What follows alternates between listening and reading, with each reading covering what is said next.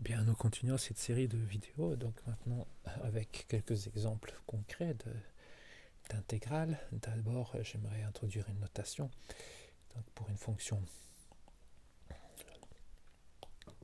intégrable. Si f, disons pour l'instant, on va dire c'est juste continu, nous savons donc qu'une fonction continue possède une primitive sur cet intervalle.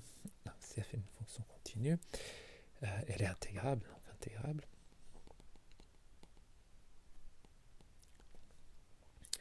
On dénote par le symbole d'intégration f de x dx, mais sans les bornes, ou parfois le symbole d'intégration sur l'intervalle en question. Alors il s'agit ici de l'ensemble de toutes les primitives. Donc f, c'est une fonction allant de a, b vers r, telle que f est une primitive de petit f. Donc c'est juste pour désigner cet ensemble de toutes les primitives, et nous allons regarder les premiers exemples.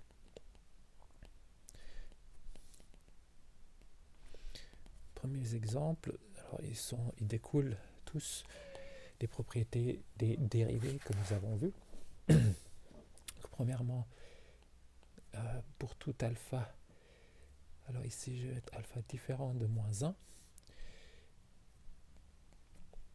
on a donc l'intégrale de la fonction x puissance alpha dx, donc alpha réel, hein, c'est un nombre réel, et bien nous pouvons, parce que nous savons que la fonction x puissance alpha plus 1 dérivée va donner alpha plus 1 x puissance alpha, et bien ici nous avons donc toutes les primitives qui s'expriment comme cette fonction plus une constante c dans R. Donc les fonctions de ce type sont faciles à intégrer. Exemple, donc dans cet exemple, je vais faire un sous-exemple. Prenons par exemple ici 1 sur racine de x, typiquement. Bien sûr, il faudra faire attention, il faut que la fonction soit définie sur l'ensemble sur lequel on intègre. Donc ici, on supposera que x est différent de 0. Et si on va avoir des primitives sur R étoile, admettons, sur R étoile, juste sur un intervalle contenu dans R étoile, alors, eh bien, qu'est-ce que nous avons? Nous avons la fonction, c'est la fonction x puissance moins une demi que nous devons intégrer. Et donc, d'après le résultat ci-dessus, eh bien, nous aurons x puissance une demi divisé par une demi, donc fois 2, plus une constante. Donc on peut l'écrire comme 2 fois x puissance une demi plus une constante, c'est-à-dire 2 fois racine de x plus c. Et bien entendu, on peut toujours vérifier que si on prend cette fonction-ci, qu'on appelle grand f, on a bien grand f'. Donc si on dérive cette fonction, on a bel et bien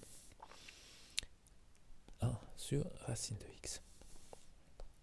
Donc c'est de très bons exemples. Ici, x puissance alpha pour tout alpha différent de moins 1. Que se passe-t-il en moins 1? Alors en moins 1, eh bien, il y a un comportement différent. Donc je vais juste l'écrire de cette façon-là. Si a et b sont positifs, alors l'intégrale sur l'intervalle AB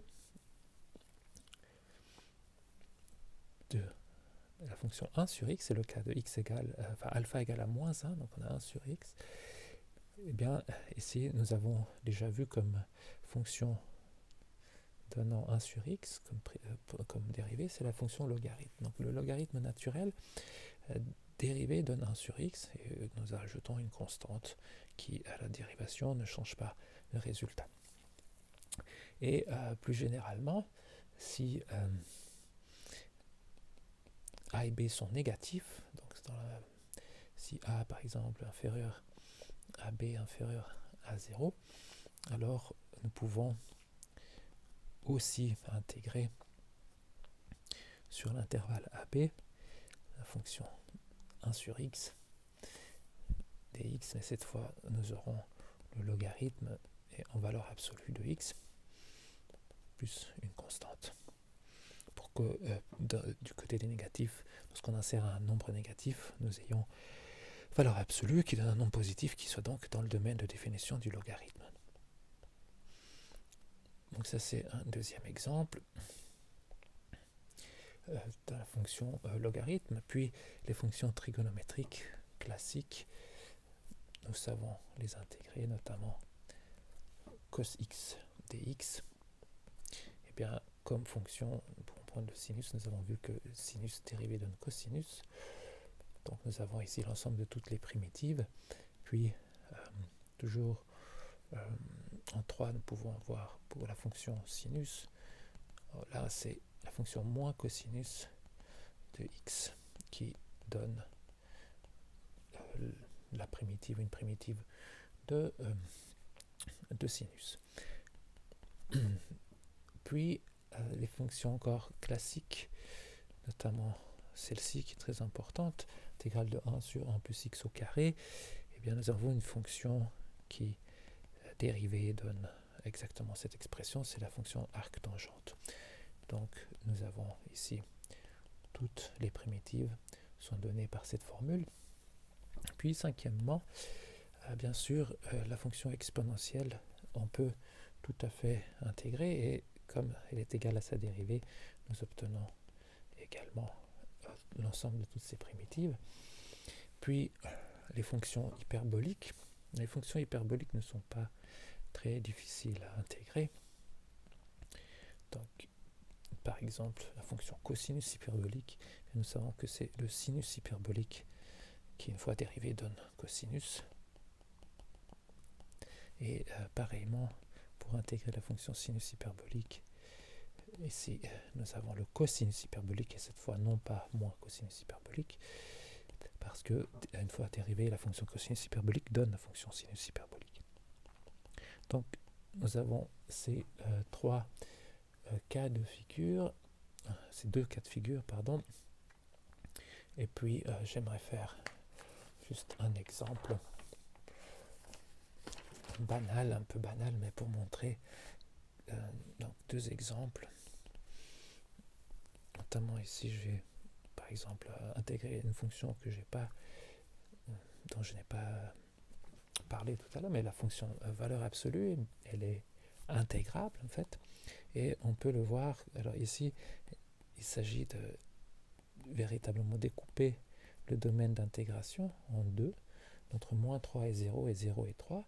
Pourquoi ? Parce que la fonction change d'allure en 0, et ici nous pouvons donc intégrer la fonction moins x, puisque sur les négatifs, la fonction valeur absolue vaut moins x, et de l'autre côté, nous avons la fonction x dx. Dès lors, il est facile de trouver la réponse. Tout simplement en intégrant, nous avons moins une demi de x au carré, que nous évaluons entre moins 3 et 0, puis de même nous allons évaluer la fonction 1 demi de x au carré entre 0 et 3. Alors cette notation, je ne l'ai pas introduite, mais j'aimerais juste le faire à ce moment-ci. Qu'est-ce que ça veut dire cette barre verticale avec ces nombres ? Bien, ça veut juste dire qu'on évalue la fonction qui est là. Donc d'abord sur la borne la plus haute, puis on soustrait la deuxième évaluée vers la borne la plus basse, puis on fait pareil de l'autre côté, plus une demi de 3 au carré, moins une demi de 0 au carré. On évalue tout ça, on trouve 0 d'un côté, on trouve une demi de 9 plus une demi de 9, donc on trouve 9. On peut l'écrire sous cette forme-là. Donc, petite remarque en passant, la notation, on va dire ça comme ça, grand F de x à b signifie f de b moins f de a. C'est notation.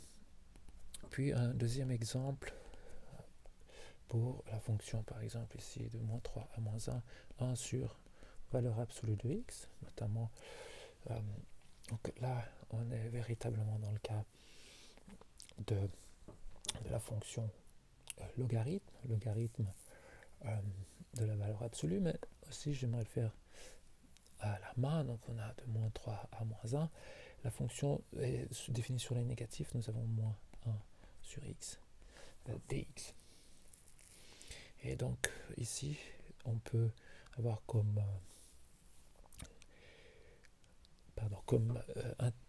primitive, eh bien, nous avons la fonction moins ln de moins x. Pourquoi? Parce qu'en dérivant moins ln de moins x, nous trouvons très exactement moins 1 sur x, et cette fonction fait sens sur la partie que nous voulons intégrer, c'est-à-dire entre moins 1 et 1. Qu'est-ce que nous obtenons? Eh bien, nous obtenons moins ln de moins 1 moins ln de moins 3. Ça fait un peu bizarre, mais on trouve donc moins ln de 1 qui vaut 0 plus ln de 3, c'est-à-dire ln de 3. Donc voilà pour un deuxième exemple un peu banal. Et puis nous allons aussi, peut-être un dernier exemple, si on veut par exemple intégrer la fonction qui est là entre pi sur 2 et pi. Alors nous pouvons tout simplement évaluer la fonction sinus x, qui est une primitive de cosinus entre ces deux valeurs. Donc on trouve sinus de pi moins sinus de pi sur 2, c'est-à-dire 0, moins 1, qui est ici la valeur du sinus 1, c'est la valeur de sinus de pi sur 2, on trouve donc moins 1. Voilà, ce sera tout pour ces exemples simples, et plus tard, éventuellement, une autre vidéo sur les changements de variables.